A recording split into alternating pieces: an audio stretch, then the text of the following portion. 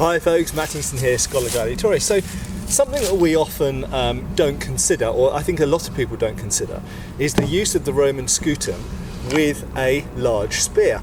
And in fact, if we go to period, okay, so this is a kind of later imperial style scutum, but certainly similar, slightly differently shaped earlier Republican and early Roman scutums were very often used with a large spear, obviously most famously by the Triarii or Triarius, singular, and not only them, not only within a Roman context, but you have to remember these types of shields were also used by lots of other people in that period as well. So whether we're looking at sort of Gallic armies, or whether we're looking at Germans in Germania, or Iberians or whatever, or even in Britons. So this type of shield, whilst there were other styles used in other parts of Europe, the scutum type of design was quite popular during this period, particularly once the sort of Roman expansion into the rest of Europe starts happening. And very often they were used in conjunction with spears rather than the gladius. Now, when people talk about the Roman scutum, they tend to focus on its use with the gladius for obvious reasons, because the most famous and exposed, shall we say, period of Roman military history, the scutum is used in conjunction with the sword, quite famously so. And the majority of the legions did do that. Of course, they had this weapon set that involved the gladius and the pilum. But if we look at the earlier Roman period, and indeed if we look to some degree at the late Roman period as well, we start to see long spears, as were used by many other cultures at that time, in conjunction with the Roman shield. Again, different versions of it, sometimes slightly different shape to this, sometimes flatter. So this type of shield, admittedly, is predominantly found used with the pilum and gladius combination, but not only so. Okay, and even if we look in a gladiatorial context, we see spear and shield still being used. We kind of see almost a parallel to the Greek hoplites and their use of a shield with a long spear. I say long, we're probably talking about 8 foot long, maximum maybe 9 foot long. So it's not a pike, this isn't a two-handed weapon, this is a weapon that you can easily, relatively easily anyway, manoeuvre around one-handed and still be using with a shield. Now, what implications does this have? Well, normally, as I say, we're looking at the use of the gladius with the scutum. And I've spoken in the past about the fact that if you're using a sword with this style of large shield, you're limited in what you can and can't do with it because of the weight and size of the shield, and therefore because of the size and shape of it, the angles that you can realistically attack from, but equally the angles that you don't really have to defend because the shield is there. Well, in a sense that becomes even more true with the spear, because the shield is so big and relatively heavy as well, certainly compared to later kind of Viking era shields or something like that, that whilst you can move the shield around and do certain things with it, and obviously people who are used to handling them on a regular basis obviously get stronger at doing that, the fact is that it does limit somewhat what you can do with the spear. Okay, so you can use the spear obviously underarm or overarm, you could throw it, but you're somewhat limited in the angles from which you can attack from. Nothing really is going to be coming from this side, but attacks from above, absolutely fine. You can attack from any angle over here, okay? But attacks from below, you're going to be more limited at coming round the sides, like this, from above, below, or round the side, round there. So, as always, the type of shield used and the size and weight of it does dictate how the weapon is used as well. And often people talk about these weapons in isolation. Now, one other thing I just want to look at briefly is the size and weight of this type of large shield.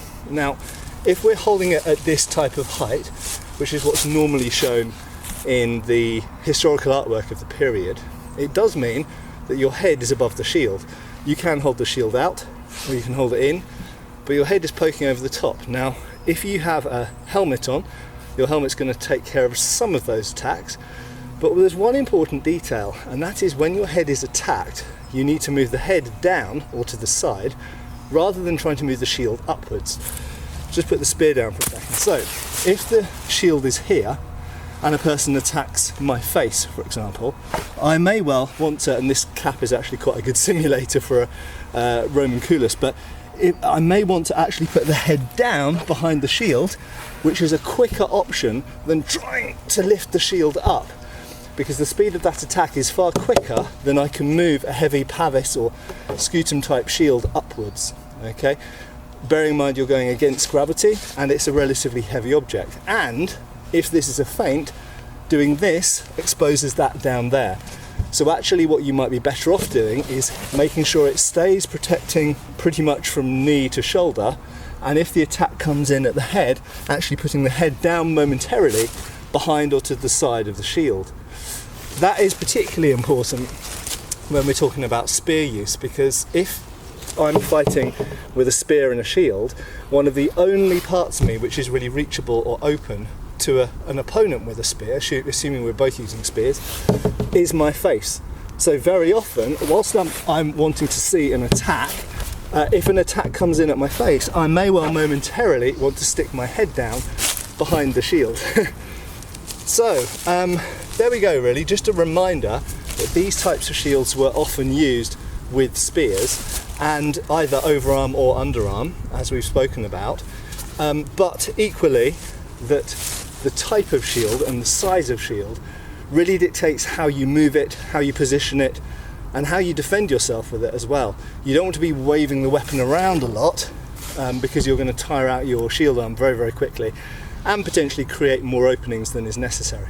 Just a quick tangent on the Triarii, or Triarii singular, and that is that because people focus so much on the Imperial Roman period, they tend to focus on the combination of sword and shield, or sword and gladius and scutum. But certainly in the early Roman period, the Triarii were incredibly important, and in many regards were kind of viewed, I think, as the hardcore of the Roman military machine, and often held back in reserve. And they were the kind of heavy hitters. They had often the best armour, and they used large shields, slightly different shape to that which I have, but nevertheless covers the same kind of area, similar kind of size and weight. And of course they used spears, much like hoplites, who were contemporaries and who went before as well. And so that combination of scutum, large scutum, and spear is actually a very, very important combination in Roman history. And the Triarii themselves that used that combination were very important soldiers. So, you know, we should perhaps pay a little bit more attention to that combo, the spear and scutum. And I have to say, in defensive terms, especially if it's coupled with armour which was heavy for the period, say a mail shirt and a metal helmet, then combined with that armour and having a large shield and a spear of that kind of length makes for a very, in the ancient world in that period, makes for a very, very formidable weapon set. And in defensive terms, only, if we just ignore attack for a minute, in defensive terms, very, very difficult to compromise a body of men who are coordinated and motivated and disciplined, who have large shields and spears, because of course they're quite, I won't say invulnerable, but they're quite well protected against missile weapons, against cavalry, because of the shield, second because of the spears, and really they're only vulnerable to other people equipped in a similar fashion. You know, you could even say that they're pretty much invulnerable to a lot of sort of pike phalanxes as well, because having the large shield, we all know, I guess, that the large scutum, the large Roman scutum, is one of the key elements to nullifying pike blocks. If you've got large shields, you can move into the pike block, into a range where you can bring it to close combat within the range of the pikes to a certain extent. Obviously, with further ranks back, the pikes can still be stabbing at different ranges, but nevertheless, the large shields enable you to close in and really make that pike block feel very, very uncomfortable. So, the combination of large shield and spear, very, very important. Why do I think that probably it was gradually phased out and replaced by this famous Roman combination of the large shield and the gladius? Well, as I've said in the past, I think that the shield is the key and the armour is also very, very important. And if you've got that ability to close into opposing spear formations, be they long pikes or shorter spears, if you're able to come really, really close, whereby the spears or the pikes are not very useful, at that distance, the best weapon to have is akin to a large knife or short sword, which is the gladius. I think when we look at the late Roman period, it's a different context. They're fighting in different ways, different formations against different types of opponents as well.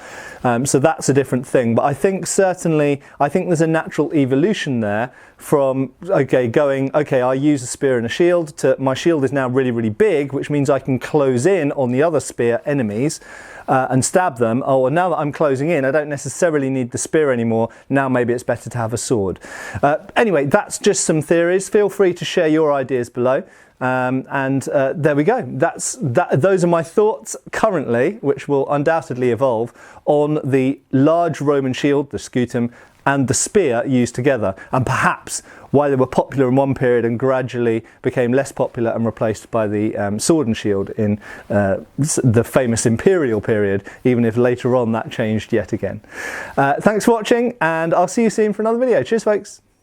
Thanks for watching. We've got extra videos on Patreon. Please give our Facebook a like and subscribe if you haven't already. Cheers, folks.